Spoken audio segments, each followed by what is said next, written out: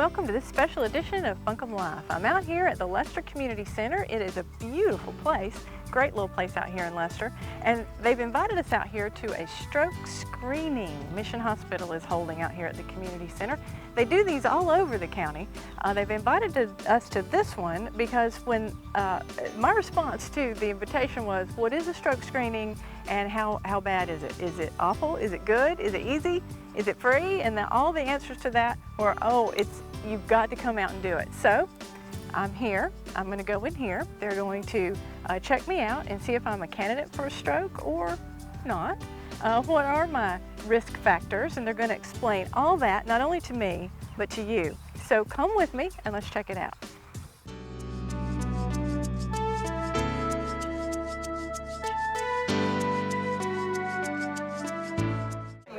I'm at my first station, so tell me what's going on here. Hi, welcome to the stroke screening. Appreciate you coming out today. My name's Robin Jones. I'm the stroke coordinator for Mission Hospital. And what we're going to do today is evaluate some of your risk factors or potential for having a stroke, and then educate you on how to recognize a stroke. So the first thing I need is for you to put your name and your phone number here. If you give us consent for a callback, we'll call you back in 1 month and in 3 months to go over the results and to see if you have any questions. Okay. The next step is this is a consent that basically says that we're going to draw your lab work and check your blood pressure, and we're going to counsel you on healthy lifestyle, but we do not replace your doctor. Gotcha. Okay. This is a little stroke IQ quiz. Okay. There are 4 questions on here. There can be multiple correct answers, so you circle all the answers that you think are correct. Okay. And this is actually a way for us to test your baseline knowledge about stroke. And when Danielle calls you back in a month, she's going to ask you these questions again because we want to see if we taught you anything and if you remembered it. So that's pretty clever, actually. This is pretty good. Okay. All right, very good. Now this next form is going to look a little daunting, but it's actually again a baseline assessment of your history, your medical history, and it helps us look at if you've had conditions that put you at higher risk of having a stroke. So what I want you to do is just take a minute to fill out. This is asking if your healthcare provider has ever told you that you have one of these conditions, you mark yes. Okay. Or if you're taking any medication, say you're on high blood pressure medicine or diabetes or blood sugar medicine, then I want you to mark a yes. Okay. The next couple of pages are in reference to, in the last 6 months, have you had any of the following symptoms? And these are the most common symptoms of a stroke or signs of a stroke. Go all the way to the back page here where I've dog-eared it, and then hand it back to me, and then I'll get you on your way. Okay. So we want to really assess your status, and we want to know, has the doctor ever said any of the following, that you have any of the following conditions? A heart attack, chest pain, a weak heart or congestive heart failure, an irregular heartbeat or atrial fibrillation? Have you ever had a stroke or a mini stroke or a TIA? Or diabetes, high blood sugar, high blood pressure, or high cholesterol?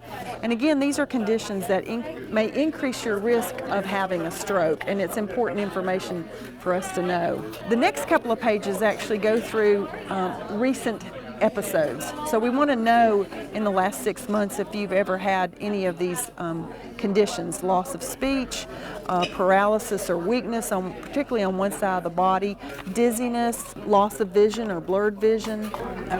I'm to the dog-eared page. Awesome. Because my answer was no on many of those. Okay, very good. Yes.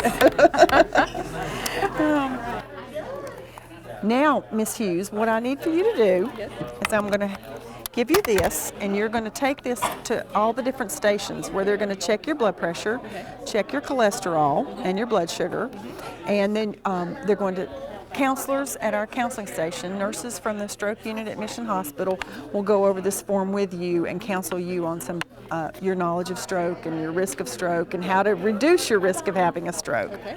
The other really cool thing that we have that's new, Mission Health has developed your health passport. And this is something for you to keep. We encourage you to take it, fill in your important information, who your providers are and their phone numbers, information about your allergies, your medications. There's also a section here when you go to different screenings. So you could put your blood pressure from today. We'll record today's events, but moving forward, it would be a way for you to keep track on, well, I made some changes in my diet. Did my cholesterol come down? You know, or I took my blood pressure medicine. Is it staying in control? So it's a really cool tool. That is very and it's a cool. great size, I think, for carrying to the doctor's office, to the pharmacy. So we encourage you to keep that. And not lose it. Not lose it. And this is a little thank you bag for coming today. Thank you. And if you'll notice, it's got the warning signs of a stroke and how to recognize those by thinking fast. But this is something that you can take around to all the stations as you get your material. Thank you. Thank you. Okay, now as you can see, the first step here was very, very easy. Thank you, Robin, for this step, and I'm moving on.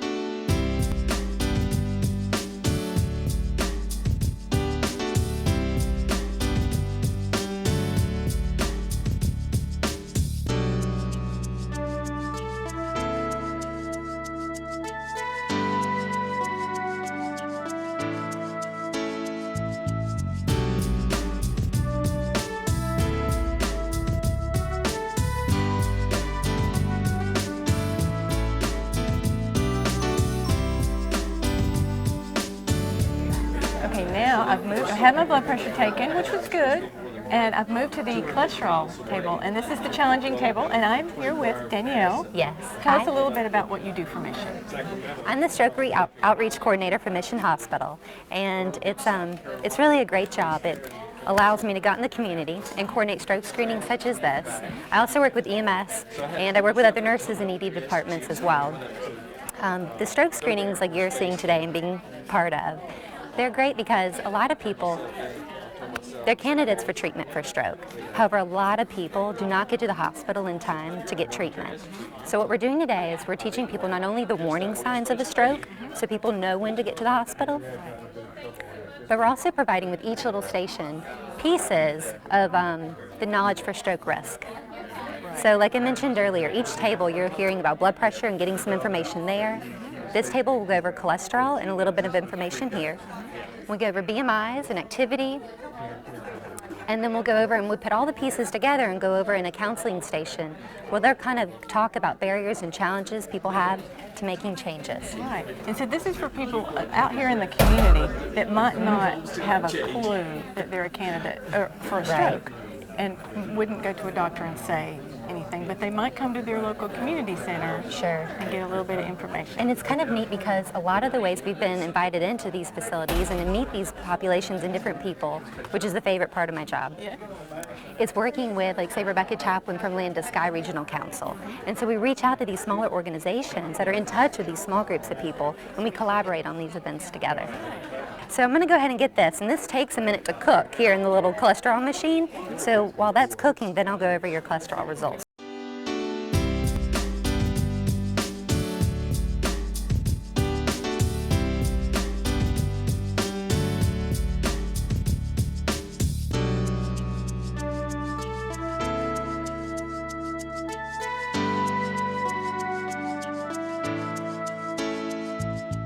And these are great because you can take these to all the screening events, and, you know, like you said, if people don't go and see their providers, you know, as frequently as they should, they're able to get some results here. Right. Well, and the cool thing about this is it's free. It is free, yes. Free. And sometimes a cholesterol screening is not free. You can go to some and they'll charge you, but this one and the ones y'all do are free. I think that's wonderful. So what I like to tell people, as this is getting ready, because then we'll check off our results with what's recommended in here, is that you and I both make cholesterol, and then we take in cholesterol from the foods we eat too, especially foods made from animals. So butter, cheeses, liver meats, eggs, all those things add to our cholesterol, and we need some. But when we have too much, that bad cholesterol likes to build up in our vessels. When it builds up, this is just a nice little picture, so I like people to be able to visualize things. It keeps blood from going to important organs, such as the heart or the brain. Now, when blood doesn't get up to the brain, it causes a stroke. So this is one of those pieces that kind of leads into the whole screening. That's right. Now, when we talk about cholesterol, most people are familiar with just the total cholesterol number. They say, oh, this is my cholesterol number. and they're talking about the total cholesterol. That's got to be under 200. You know, Correct. those of us who have cholesterol issues have heard that over and over. Got to get it under 200. Right. But there's the good, there's the bad, and there's the ugly of cholesterol. Right. So we both have good and bad cholesterol. The bad cholesterol is the LDL, and sometimes we call it lousy for L, so people remember. That's the stuff that likes to stick in our vessels and causes blockages or plaques to form more easily. But the good cholesterol is good because it helps get that bad cholesterol and helps our bodies get rid of it. So the higher that is, it's like a seesaw. The higher that is, the lower the LDL will be.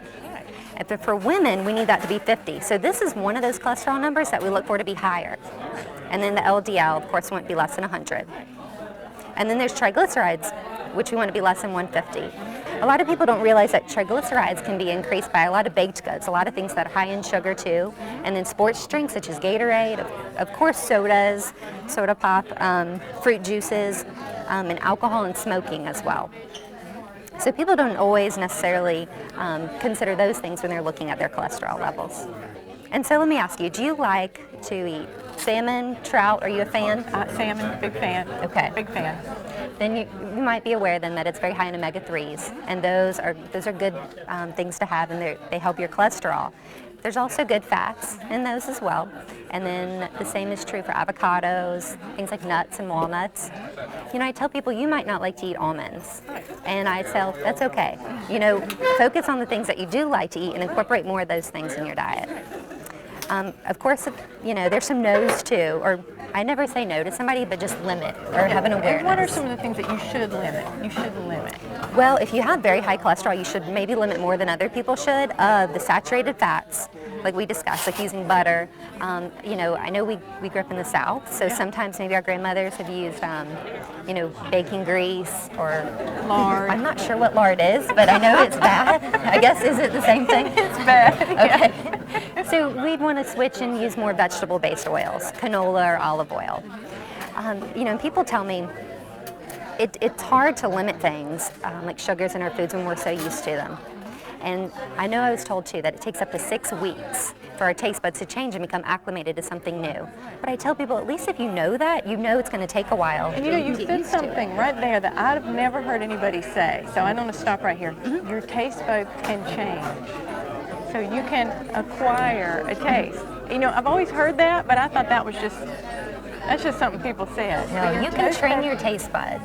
Oh, that's good to know. It is good to know. It's promising. It is, but it takes time. Yeah, because my high cholesterol is hereditary, so there's not a whole lot I can do, but I've got to do what I can do, and changing what I eat is very important, and you really have to change what you like. All right, and we have your results here. Okay, you want to put them in my book? Yes, ma'am. I'm scared And to I'm going to know. have you read along with me. If you look on this front page, you can kind of check out where they are. We're going to put them in your little passport that you can carry around with you. So your total cholesterol number is 201. Well, that's not too bad.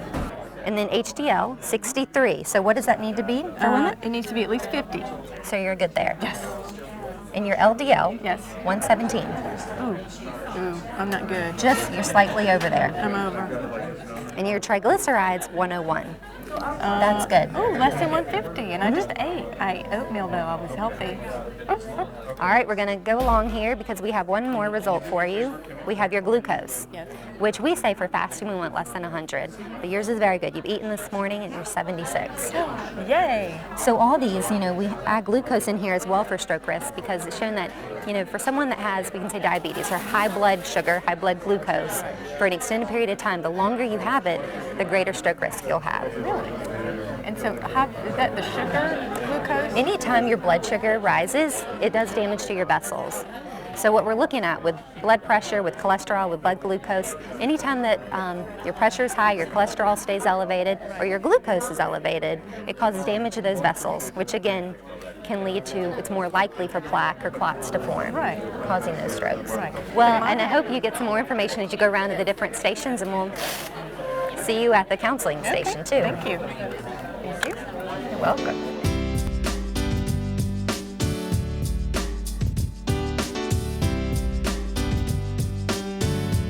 Okay, I've been through the stations, and now she has all my information, and she's going to tell me what's happened. Let me just say, this was very, very simple. It was wonderful. Everybody was so nice, so full of information.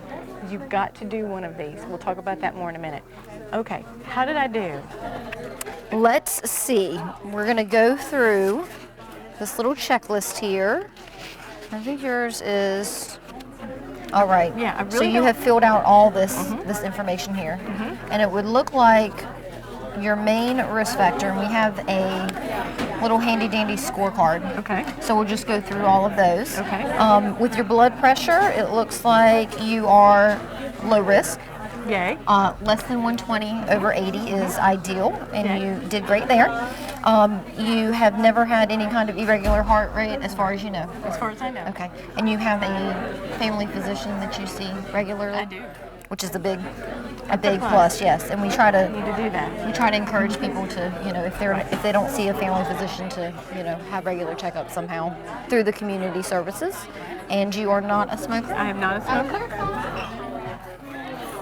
Cholesterol, you today were 201, which just puts you just barely over the 200 mark. So Yeah. we like that to be less than 200, but you are 201, so you're doing well there. And diabetes, it looks like your blood sugar's good. Good. No issues there. Exercise, can you tell me some about what kind of exercise you I do. I have started running, and I do that regularly, 3 times a week at least. Okay, that's great, because they, overall they recommend 20 to 30 minutes, 3 to 5 times a week if possible. And so you're doing well there. Your scorecard's looking awfully good. Yay. Diet. And do you have any history of stroke in your family? Not that I know of, but most of my family is already gone. So as far as I know, nobody had a stroke issue. Okay. Because stroke in family automatically puts everyone in a high risk category. So it's really important that if you do have a family history, that you know that. So that's an important part to share, because even though my scorecard here looks really good, I'm so proud of myself. However, if I had said yes, I have had somebody in my family that has had a stroke, that would put me in the red automatically. Yes, it automatically puts you in that one high risk category. Right. So you are doing really, really well. You're low risk for stroke. Thank you. That's good to know. But one of the most important things that we're trying to get out there to everyone is our acronym FAST, and that's how to respond to a stroke and recognize stroke. Right. So F stands for face. So if you notice any side of your face drooping, drawing up, or see someone, or someone gives you a call and says, oh, my face seems like it's drooping, it's just not moving well, getting some slurred speech, that would be for F for face. And arms, if you were to hold your arms up and one was a little bit weaker, or if you went to get your coffee and you're not normally one to drop things and you drop your coffee cup, or you're getting your keys and you just drop those keys, or you go to grab anything, that could be a sign of a stroke. Right. Any weakness in the arms. Speech would be slurred speech would be one, if your speech is coming out more slurred, or if someone says something to you and you come up with a word that is just not right, like they say, well, what do you want to eat for breakfast, and you either can't get your words out, or you say pencil or some other It just doesn't work. word. That your communication is not working. Then it's T is for time, and it's time to call 911, because we would like to treat stroke as a medical emergency, just like anyone would a heart attack. So those are really the main things that we're trying to get out to. And that's not only important for me to know, but for me to know for somebody else. Not necessarily about myself, but to know that for somebody else. And a lot of times you'll get a phone call, or you might even see someone in this, And they out just shopping don't or know. store or anything. Yep. And I will give this back to you. And we're glad that you all came and can get the word out. Thank you. Thank you, Michelle. Yes. And you said that you were telling me that Mission, and one of the reasons we're here and that I went through this process, is so that folks know that Mission does this all over the county. They'll see signs for stroke screening, health screenings, and that they need to stop by and do this. Yes, and it's free, and it's lots of great services, resources, and everyone in the community comes together. And even if their scorecard has been bad, you guys are not going to be mean to them. No. They're not going to fuss at them. You're just going to say, this is something you might want to look into. Things to work on. That's right. It's definitely prevention. We all have things to work on. I have things to work on too. So, thank you. All right. Thank you.